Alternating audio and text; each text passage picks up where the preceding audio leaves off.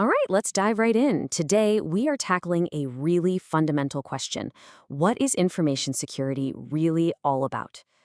It's a field that's full of jargon and misconceptions, but we're going to cut through all that noise. We're going to look at it from a manager's point of view. Let's get to it. So, let me ask you something right off the bat. When I say information security, what's the first thing that pops into your head? Seriously, what's that immediate image? For most of us, it's probably this, right? Some hacker in a dark room, a hoodie pulled up, green code scrolling down a screen, maybe a big shiny firewall. And look, those things are definitely part of the picture, but they are not the main story, not by a long shot. They're just the tools.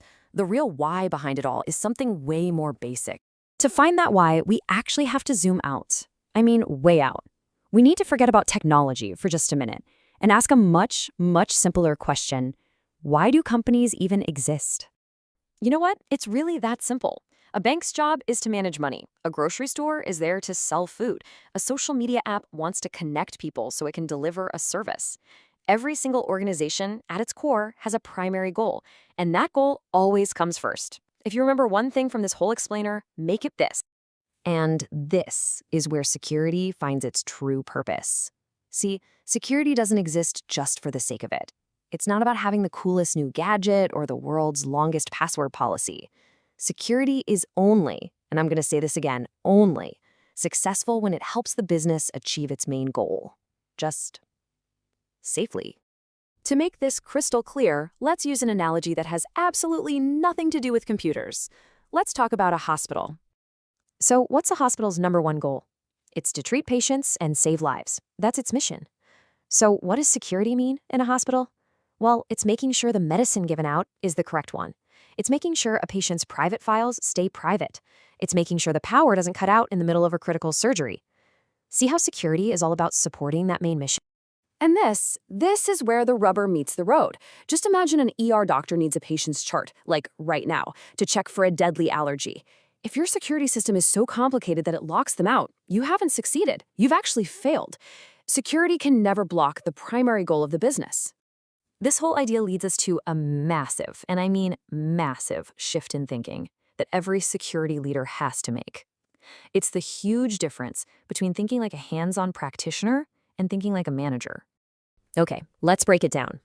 On one side, you have the practitioner. This is the person on the front lines, and their world is all about the how. How do I patch this server? How do I get this virus off this machine?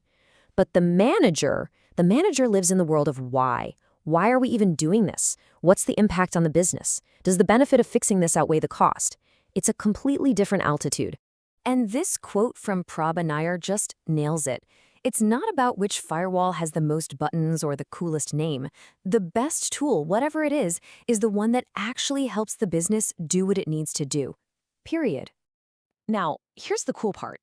When you make this shift, when you really start thinking this way, security transforms. It stops being a roadblock and turns into something incredibly powerful, a business enabler. Come on, we've all run into the Department of No, right? They're the ones whose default answer is always, nope, can't do that, too risky. But a true security manager, a business enabler, has a totally different response. They say, okay, I see you need this new app to grow the business. Great, let's figure out a safe way to make that happen. They don't build walls, they build guardrails. I absolutely love this analogy. Think about a seatbelt in a car. Does it stop you from driving? No, it does the exact opposite.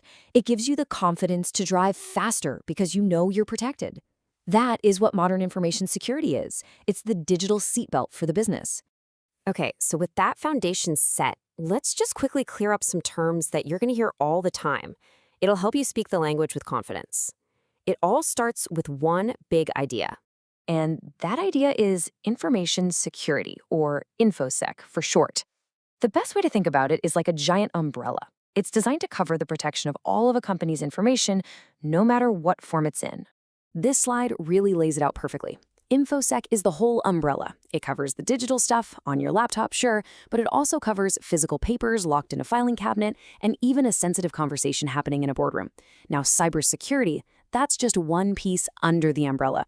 It's the part that deals only with the digital world. So remember, all cybersecurity is a part of InfoSec, but not all InfoSec is cybersecurity.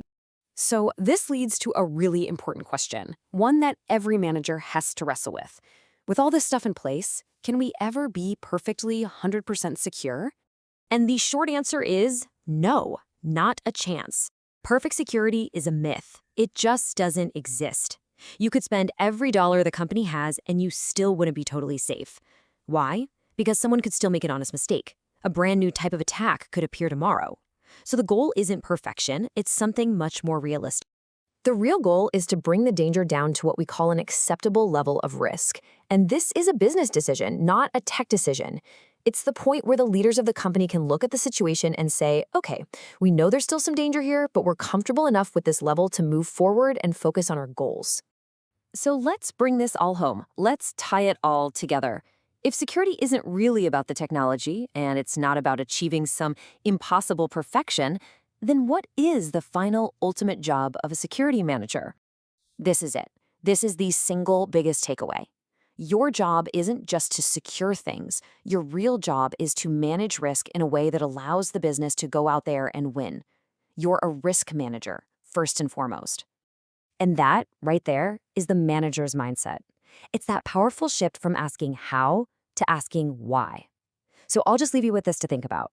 Now that you know the real why, how does that change the way you see security at your own company? Thanks so much for joining me.